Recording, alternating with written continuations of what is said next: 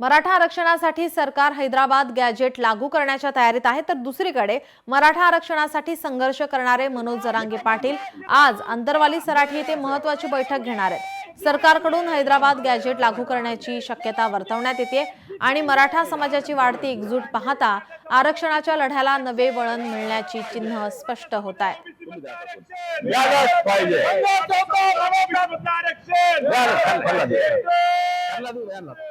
उद्याच्या बैठकीतून आम्हाला प्रशासनातून गुप्त माहिती मिळते की सरकार मराठवाड्यासाठी हैदराबाद गॅजेट लागू करण्याची तयारीत आहे। आम्ही त्याचं स्वागत करू। हैदराबाद गॅजेट सरकारनं लागलंच पाहिजे, कारण मराठवाडा पश्चिम महाराष्ट्रात सामील होताना आम्हाला निजामाच्या काळात आरक्षण होतं, त्यामुळे हैदराबाद गॅजेट लागू झालं पाहिजे। तसेच सातारा गॅजेट असेल, बॉम्बे गॅजेट असेल आणि उर्वरित महाराष्ट्रातल्या प्रत्येक मराठ्याला आरक्षण मिळाल्याशिवाय मनोजदादा आणि आम्ही कुणी थांबणार नाहीत। सगळ्या मराठा समाजाला सरसकट ओबीसीतून आरक्षण मिळालं पाहिजे, या मागणीसाठी आज बैठक होते आणि मुंबईला जायचं का नाही आणि कशा पद्धतीने जायचं हे मनोजदादा आणि मराठा समाज आजच्या बैठकीत ठरवणार आहेत। लोकशाही मराठी ऐका, पहा, जागरूक रहा।